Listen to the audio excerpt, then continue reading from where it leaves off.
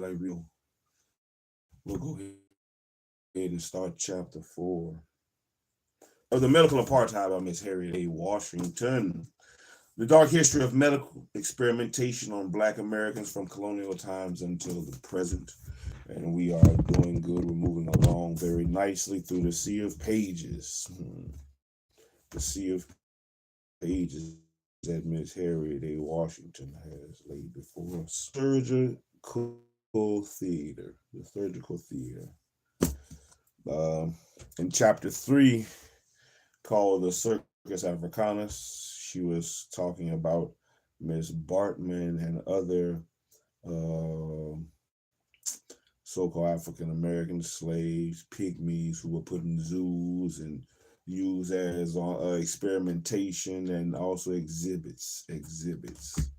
So I guess chapter 4 is about to go into more depth into the surgical theater, because towards the end they were leaving.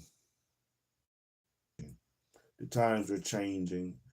People in the North and abolitionists wasn't agreeing with all the change in thinking. So now things are going to move from the stage of the zoos to back to the actual surgical stage, where they were doing a lot of the dissection, and they were trying to figure out the color and the skin color and how deep it goes, and the depth and what blackness actually is. Yeah, but like usual, or like we've been doing these last couple of weeks, or like I've been doing to help build the habit. Gonna work our body, work our mind, and then work our body again to end off. So 25 somethings, man. 25 somethings. Anything that you can do. You don't have to be the same thing, something different, whatever it is. 25 somethings. Just grab you something, do your stand up, do something, whatever you got the energy to do. Just get up and make a move. Get off your lazy ass. Just like I gotta get off my lazy ass and do something and make a move. Don't procrastinate. Do not procrastinate. So, but you do something. 1, 2, 3, 4, 5, 25 something. 6, 7, 8, 9, 10, 11, 12, 13, 14, 15, 16, 17, 18, 19, 20, 21, 22, 23, 24, 25 somethings. Hey, I got mine in, get yours in. Do 25 somethings. 25 lighters on my dresser. Now let's dive into Miss Harriet A. Washington's Medical Apartheid. See what chapter 4 holds. What does a surgical theater have to say? I don't know how many pages it is. Let me see.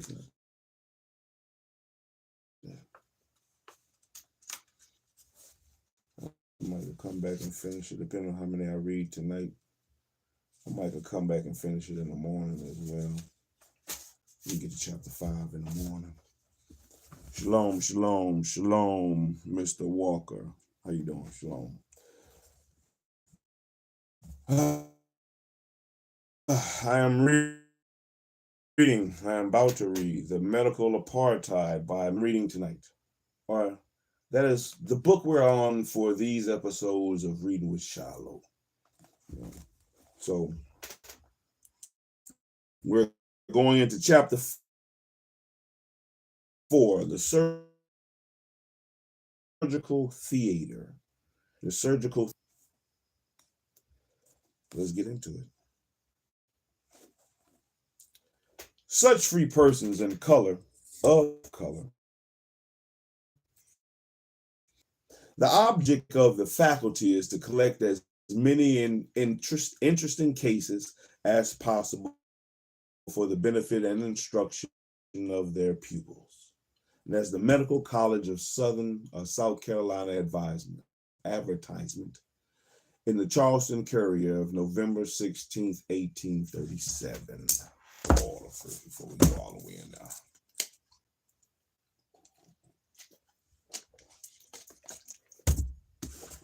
All right. Had become exhausted by pain and fear, and for jaw had kept him and dejected. When his owners learned of Sam's pain around 1838, he decided that Sam must have syphilis on Sam's gums. Now, Sam also found it difficult to eat. He should have been a strong, productive worker in the prime of his earning power. But Sam was finding it harder and harder to work, even in the face of congealing threats. And by 1845, he had become worthless in the fields. And in this time was suffering not from syphilis, but from a cancer of his lower jawbone. Colleague, Dr. Marion J. could hope of the cure. But Sam's surgery is the most curative mode of therapy for cancer. And today, anesthetics, antiseptics, and antibiotics banish or at least mitigate the twin nightmares of surgical pain and infection. However, Sam's cancer predated the common use of effective anesthesia and of sterile techniques. Now, purgatorial pain was certain and a fatal infection all too likely. And what's more, the disfiguring surgery might have been futile because only superficial, visible cancers were discovered during this era. Not until Wilhelm Röntgen discovered X-rays in 1895 could physicians view the body's interior without invasive surgery.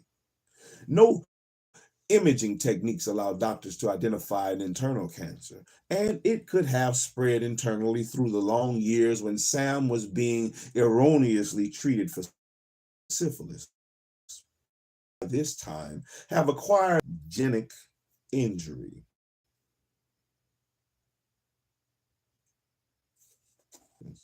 This was before according to Miss Harriet and some of her research around this time is before the first, and that happened to be which is what the Waldorf Astoria is right now in New York City. The hospital was not the Bronx, the park, whatever big park, I forget what it is right now. I can't think. The big park out there is dedicated or has a statue dedicated to the doctor or associate doctor who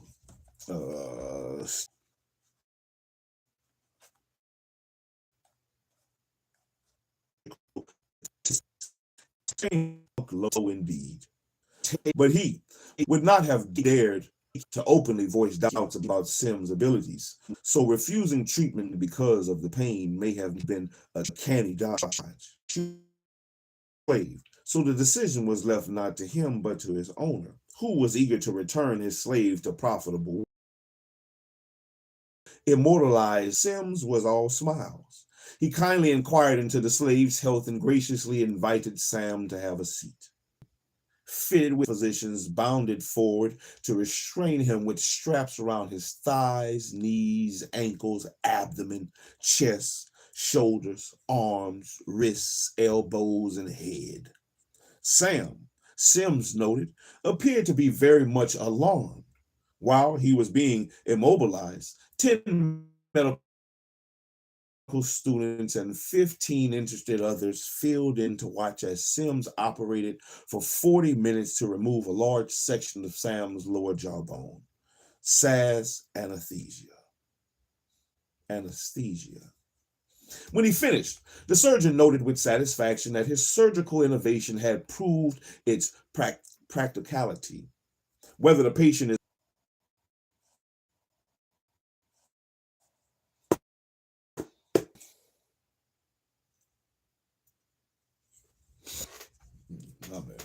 Let's see. The editors of the New Orleans pleased to record this highly credible achievement.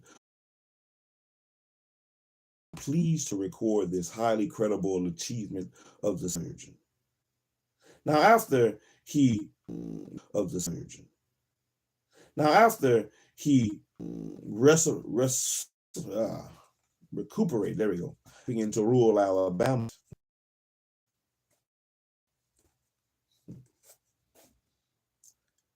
Staging disease, treatment. There were many SAMs, like circuses, clinics, and hospitals had an abundance of uses for the Americans, field medical school rosters, as well as circus tents. And they enjoyed no legal rights and could mount no legal challenge to their incarceration.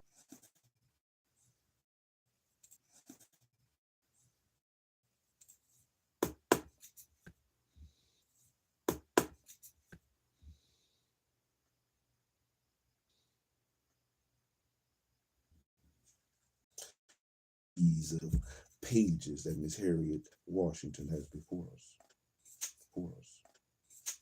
So bear with me. I'm gonna keep pushing through. Stillman advertised his desire for blacks who suffered from disorder. Stillman advertised his desire for blacks who suffered from disorders far beyond his own special, as well as scrofula.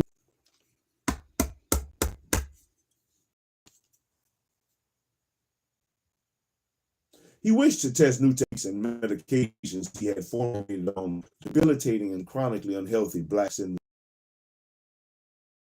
nations and techniques. Slave owners, old, sick, unproductive slaves. It was a sage bargain on the slave owner's part because the hospital. Yeah, they tested me tonight. I hear the storm brewing outside.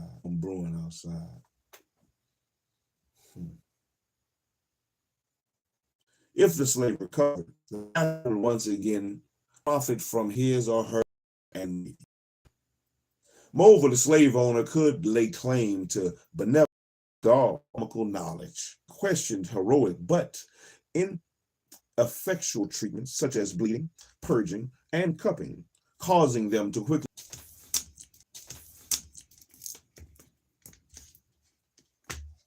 diseases such as smallpox, diseases such as yellow fever, smallpox, malaria, and tuberculosis still flared into epidemics with regularity, and the dominant class of property-owning whites still relied upon private physicians to care for them and their families.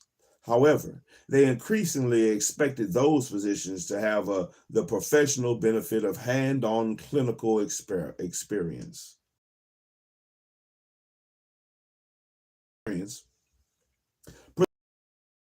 Hospitals were about as popular as destination as homeless shelters are today. No one who had a family, access to a private physician, or financial resources to rely upon was willing to enter one. American hospitals of the 1800s were very different from the antiseptic, high-tech, ethics-obsessed meccas of scientific medicine that we know today. They offered few effective medications, and there were no federal agencies exerting exterior checks and balances to weigh the interests of patients against those of the hospital physician's owner. The hospital's physician owner.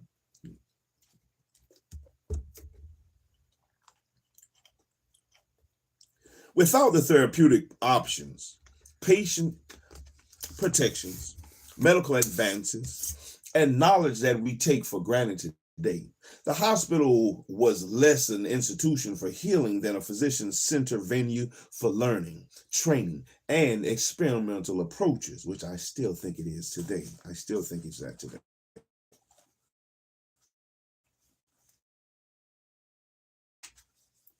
These were conducted on Black people and on other poor, desperate people without resources.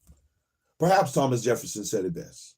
It is poverty alone which peoples hospitals to be exposed as a corpse, to be lectured over by a clinical professor, to be crowded and handled by his students, to hear their case learnedly explained to them, its threatening symptoms developed, and its probable termination forebode. The best one could hope for in hospitals and poor clinics was shelter from the elements and a minimum of dangerous, untreated treatments among the infectious. One could, however, count upon conditions and upon being regularly displayed to students and shelter from the elements and a minimum of dangerous, untreated, the infectious faculty. Hospital patients also risked involuntary treatment, including unnecessary surgery, often without the benefit of effective anesthesia, yet human bodies upon which they could practice diagnosis, treatment. Because no one entered a hospital voluntarily, this reluctant clinical material emanated from the lowest rungs of society, sick or old people cast out of workhouses, almshouses, and in the South, plantations filled hospitals.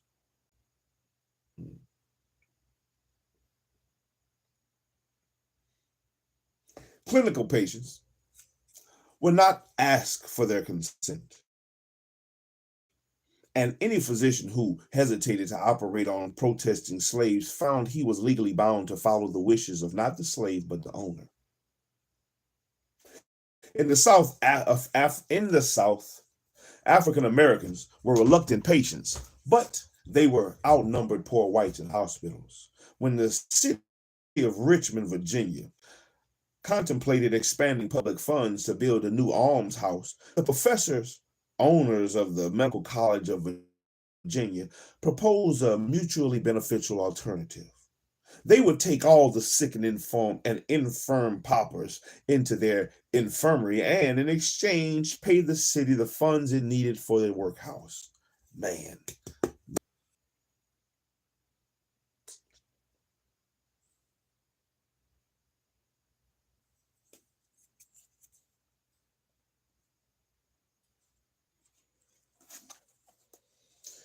In 1848, the faculty also proposed establishing a hospital solely for blacks, thereby ensuring a supply of patients for clinical instruction, although free blacks knew enough to give hospitals a wide berth when they could. Even in the North,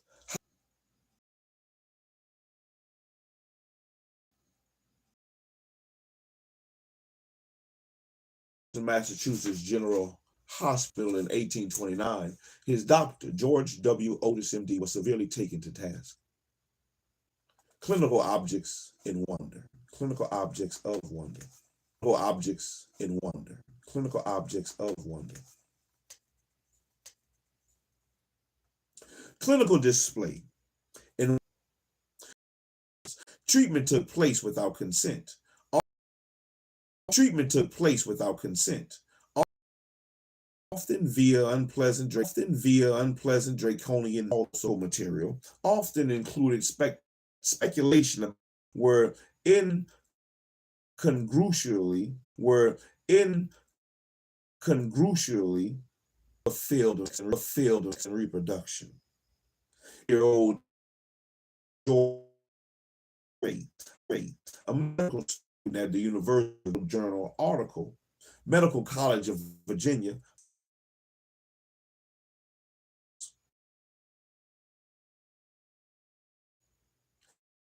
because the selling point for any medical student of the antebellum era was the availability of copious clinical material, the availability of plenty of subjects to work on. Advertisements, clinical subjects in nearby hospitals, clinics, almshouses, and other institutions. For example, houses and other institutions. For example, the Savannah Medical 40 factories will DES, DES, IDER, the publish circulars exhorting slave owners, publish circulars exhorting slave owners to send them patients. The schools established hospitals for blacks, where fees were lowered dramatically and dropped altogether, and advertisements for the free care of sick and aged slaves were placed in rural newspapers. The Medical College of South Carolina circulars boasted that the excellence of the institution was based upon the many available cadavers and the great opportunities for the acquisition of anatomical knowledge. Its boast that the object of the faculty is to collect as many interesting cases as possible for the benefit of and instruction of their pupils takes on special meaning when one considers that surgery at the Medical College of South Carolina was performed only on blacks, slaves, or free.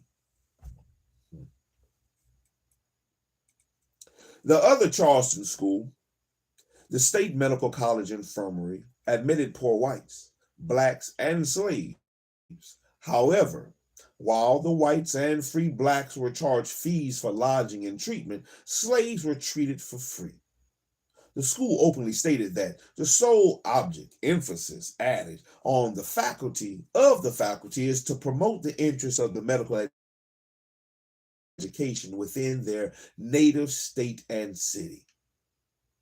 And in 1855, the advertisement in the Atlanta Weekly Intelligencer invited slave owners to the Atlanta Medical College boasted of a case of hepatic abscess in a Negro man whose damaged liver caused him to be lectured upon and prescribed for the presence of the class over the course of several weeks.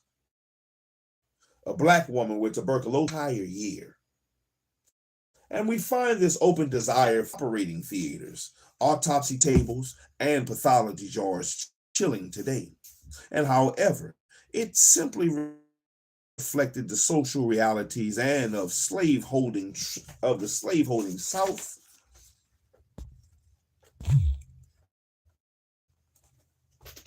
And what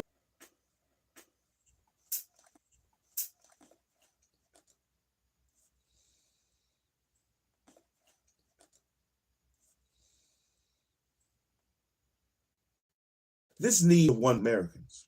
And in the same manner, critics use lines as anomalous. I'm prone to fever and malaria. Their skins were thought thicker, their brains, just as they had ignored the illogical and transposing experiment. However, at least one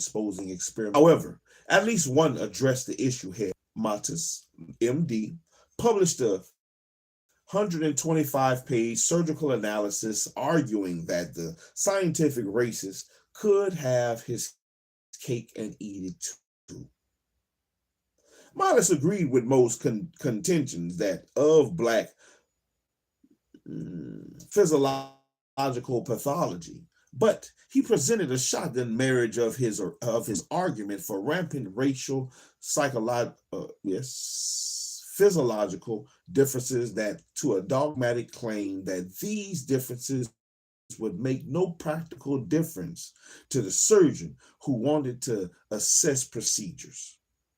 He offered only opinion and little objective evidence to buttress his claims, so his work is less than convincing, but at least he acknowledged the fallacy. Matus addressed only surgical techniques, leaving medical doctors to resolve their own scientific discrepancies. And in 1854, the Richmond Daily Dispatch wondered, among them, blacks, there prevails a superstition that when they enter the medical college infirmary, they never come out alive, although nowhere are they better treated.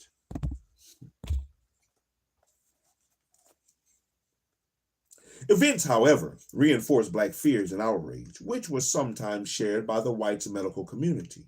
For example, an outraged owner solicited the opinions of an editor of the Richmond, Virginia Medical Journals, who agreed that therapeutically unjustified surgical procedures were being performed wantonly upon moribund slaves, moribund, moribund, moribund,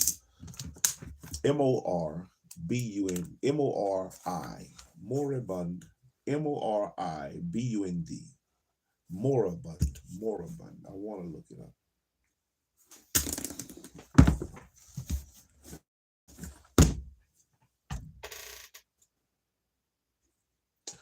Surgical procedures were being performed wantonly upon moribund slave patients in the hospitals, and even upon relatively well ones, merely to allow doctors opportunities to practice or teach techniques. Let's see what he's talking about. Moribund. Let's see if it's in here.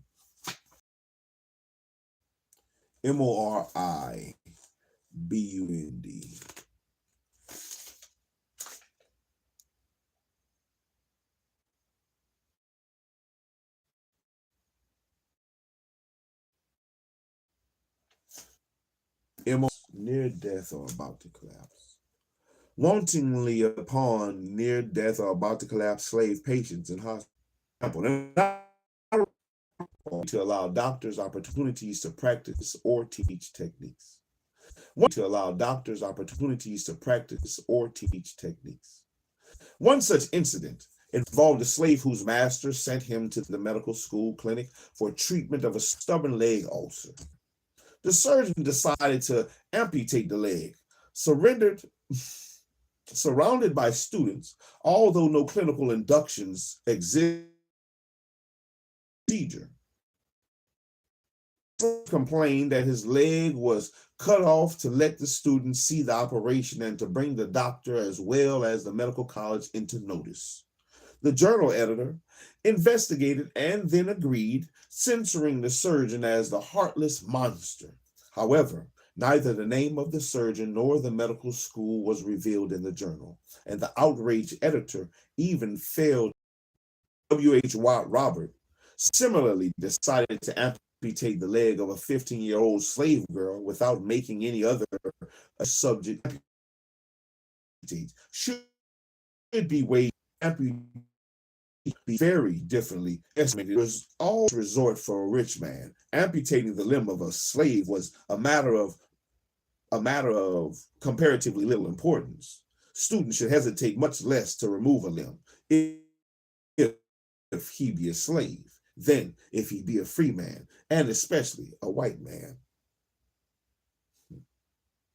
Robert supplemented his hierarchy for amputation with the familiar observation that the surgical pain felt by the slave was negligible, minor in comparison to that medical schools engaged in far more than the passive observation in the clinic and or on paper. Professors operated in hospitals, theaters, as they do today, for the benefit of medical students. Professors operated benefit of medical students. As I said earlier, I agree with it.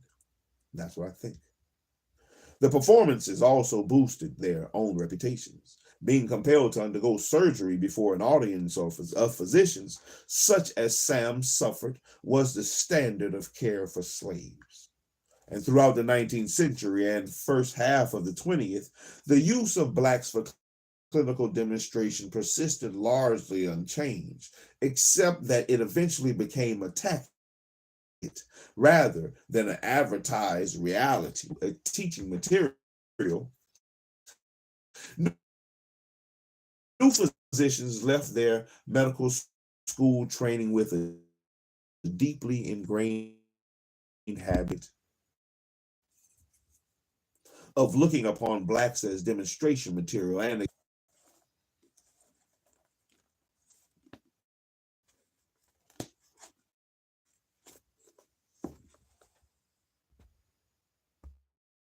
yeah, if anybody, just to, so you know,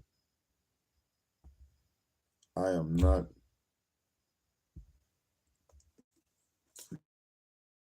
deleting anybody messages. Uh, my phone tripping. It's doing what the hell they want to do.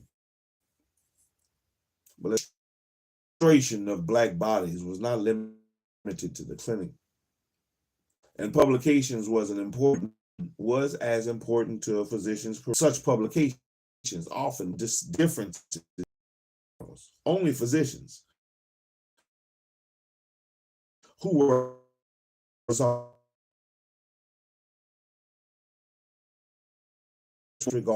for black patients consent. When a black South Carolina youth fell from a tree, injuring his genitals, the attending surgeon admitted, but he told the boy only that his injury had been sewn up. A week passed before the boy became the physician decided to remove the boy's testicle. Ain't that aware of his loss?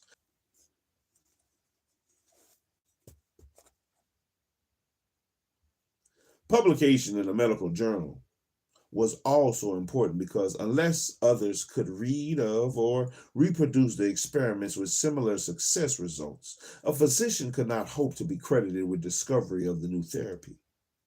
Hospital and medical schools, school records, and medical journals show that aged and informed African Americans were overwhelmingly more likely to be used for medical display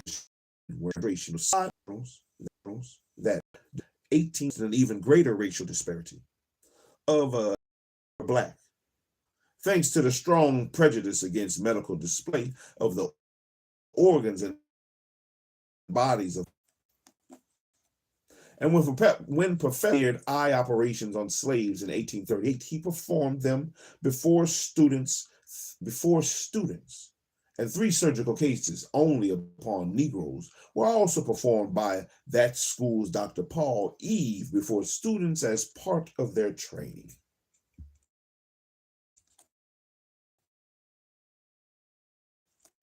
Like the circus displays, medical journal reports reflected a fascination with unusual bodies, not the African American examples designated pathological. 6 of 11 accounts Siamese twinning and birthing monstrosities, including the extraordinary deformed fetus that ever recorded in these, on the national level as well. And during one period, 5 of every 9 medical journal reports a hermaphrodite and another 40-year-old deformed fetus. Degrading standing. A medical journal article reported on a black woman who gave birth to twins, one black and one pale. The physician speculates with a white man and a black one. This sort of speculates men were by no means spared sexual ridicule.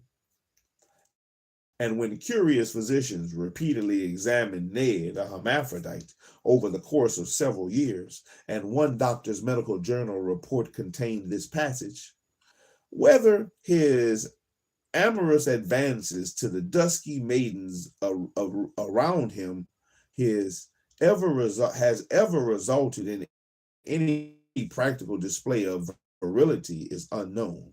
It is fair to conclude that no seminal discharge has or ever will take place, and in such cases the subject was blithely named in the journal or exhibit, but no images of white subjects appeared and they remained anonymous.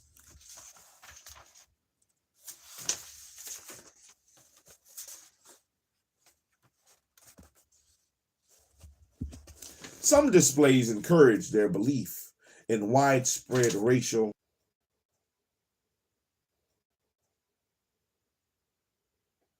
When the Black American exhibited an unusual condition, when the Black American exhibited an unusual condition, physicians, physicians, for example, Dr. Robert Knox published an article in an American medical journal wherein he extra dissected bodies, those of Africans or Black Americans. He conjectured that this anomaly was peculiar to Blacks. Many such articles served double duty as pro-slavery propaganda because they interpreted these conditions or anomalies as evidence of racial inferiority. Similarly, anthropologist Ernest Haeckel asserted as late as 1906 that Blacks retained a hand and foot morphology that was closer to that of the apes than of that of white men.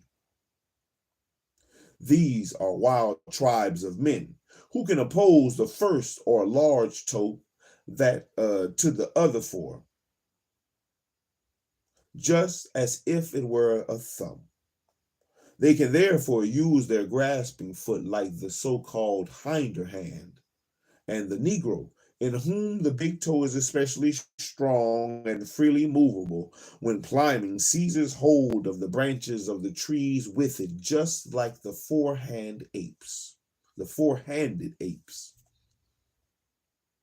Such false assumptions were fueled by the difficulty of making internal observations of living persons.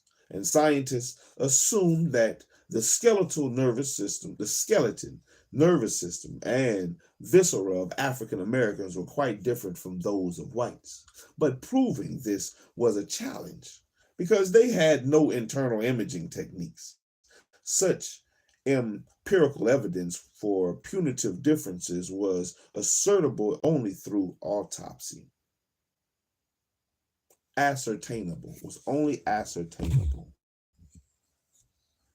Only through autopsy. The constant display of Black patients as mere disease exemplars also blunted physicians' compassion, and the result of exploiting the clinical material was a damping of sensitivity and altruism toward Black patients, and these became an important but unacknowledged part of a physician's training. One powerful illustration of this process is found in the touching November 1846 memoirs of the newly minted Dr. Prince. Comical dissection, he had felt an overwhelming sympathy for the fate of the young girl under his scalpel.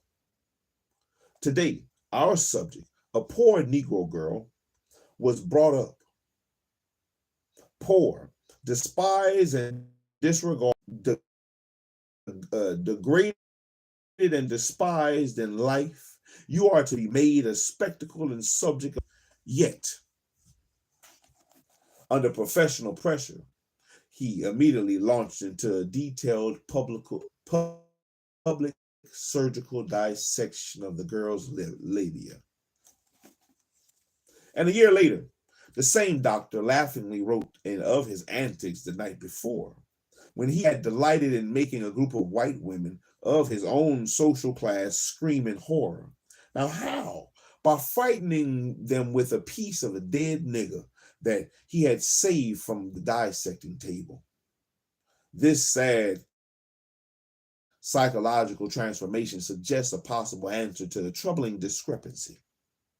Most people enter medicine because they want to help others, and it is reasonable to believe that some, if not most, white physicians did tend to care for, not just to study or to display their black patients. However, who were by medical records? If they existed, why were they silent in the face of such egregious abuses?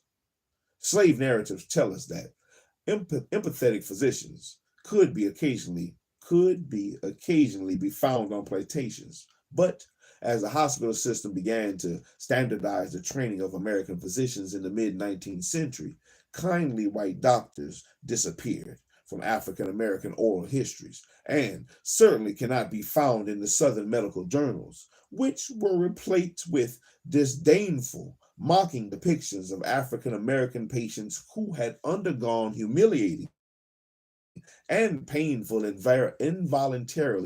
involuntary procedures that no one had questioned.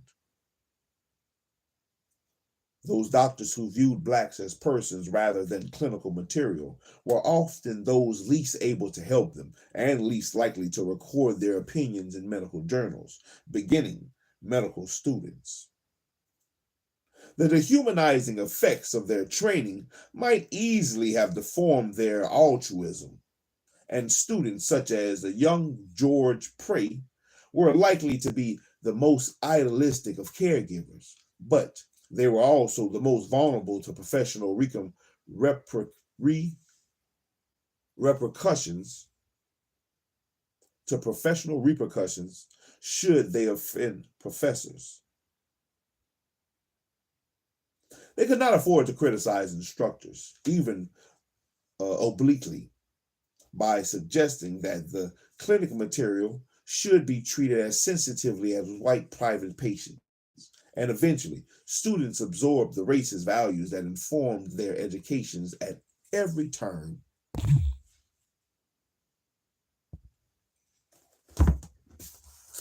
The medical fallout for the clinical display is the last page. In the mid 19th century, African Americans had already associated Western medicine with punishment, loss of control over their intimate bodily functions, and degrading public displays. With the rise of the hospital movement,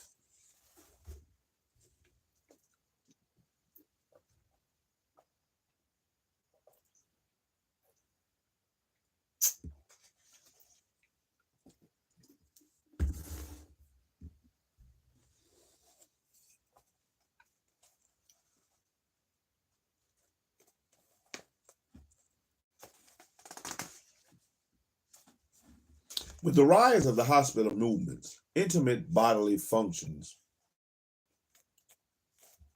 my bad, let me go.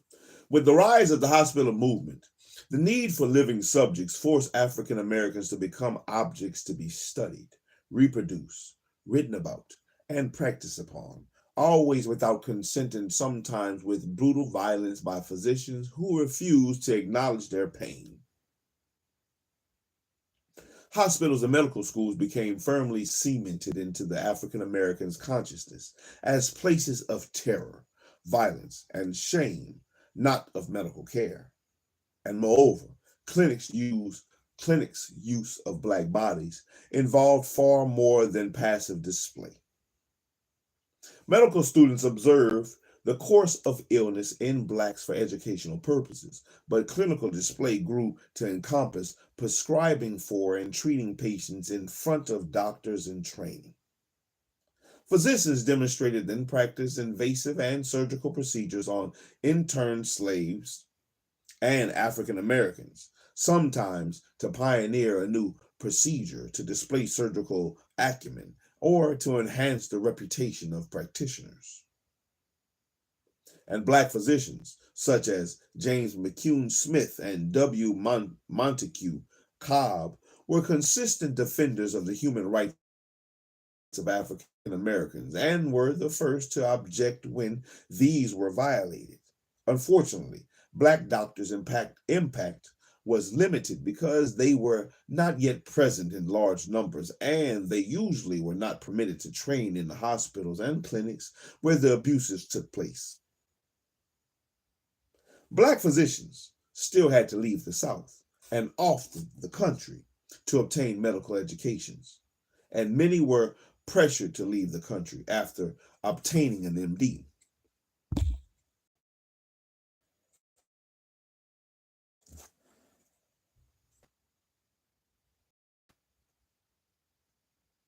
And many were pressured to leave the country an MD degree, and those who remained found themselves barred from necessary internship and residency training.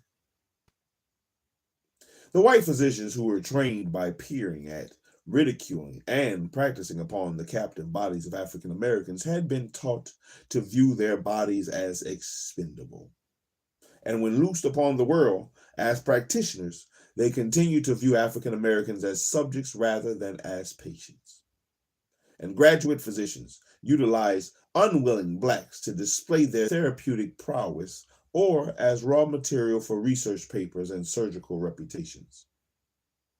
Medical display was not the final manner in which black bodies were used against their will in the clinic. And the next chapter explores how black bodies were medically exploited over even after death via autopsy and dissection.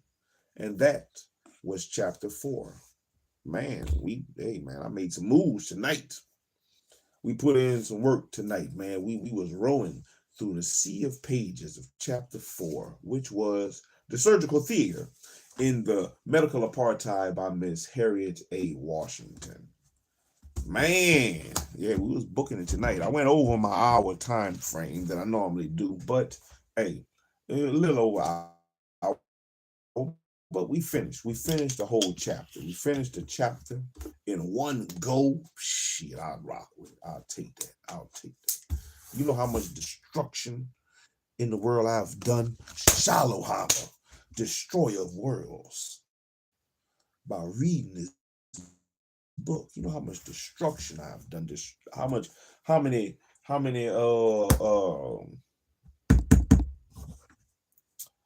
worlds in people's minds I have destroyed with the knowledge of Miss Harriet A. Washington's book. People who may have had these thoughts but don't know the facts of the atrocities that have happened, the experimentations, the autopsies, dissections, the people who fight go, not Mr. Candy, no. That's how they be with the doctors and shit, you know. So you might not even be able to believe that those things, you know, that how good, you know, not the good thing. The medical apartheid is turning out to be, you know, as informative as I thought it would. Chapter 5, the restless dead. The restless dead. And I'll get a couple hours sleep and get up and get back to rowing, rowing through the sea of pages of the medical apartheid. Trying to find my crew, like Luffy. Oh man, I'll try to keep going for the hour. Yes, we're over an hour right now. Let's see how long chapter 5 is.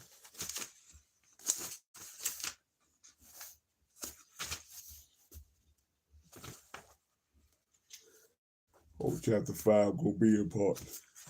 I'm not gonna be able to one shot, one kill chapter 5. I'm not gonna be able to one shot, one kill chapter 5. Chapter 5 gonna have to be multiple passes, multiple parts, definitely.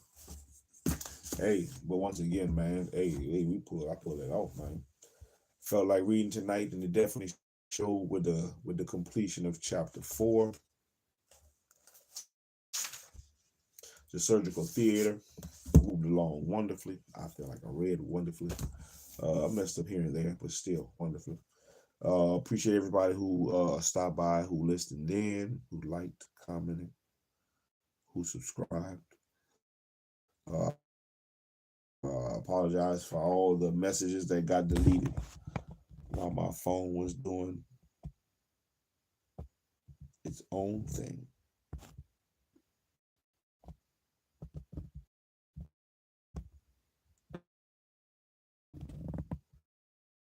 Mr. David Walker.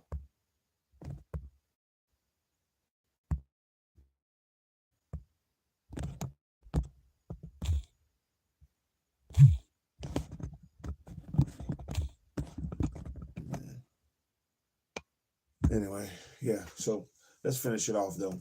We start off, we worked our body, we worked our mind, by rowing in our mind through the sea of pages with Miss Harriet Washington, Medical Apartheid, and let's work our body one more time and finish off. So get off your lazy ass.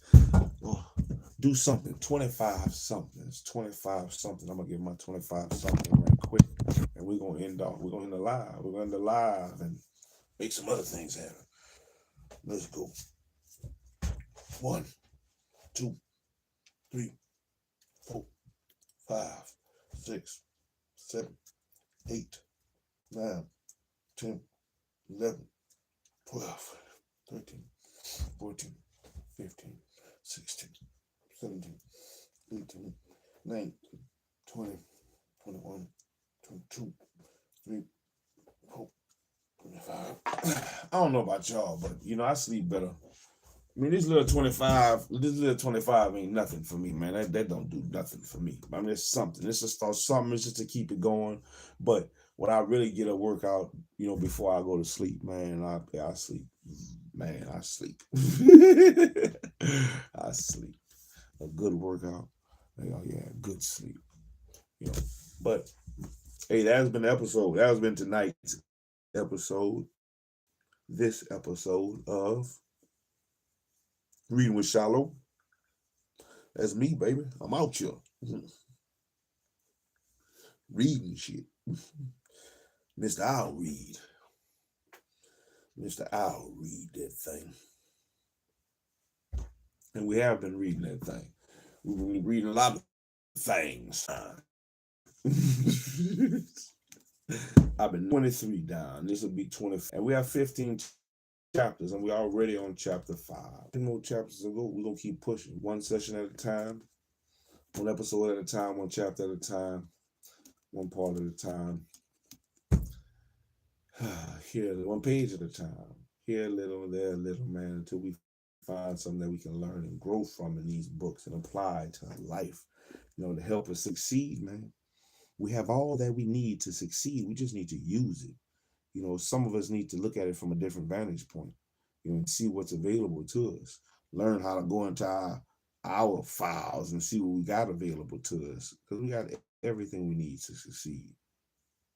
Everything. It's in you. You can do it.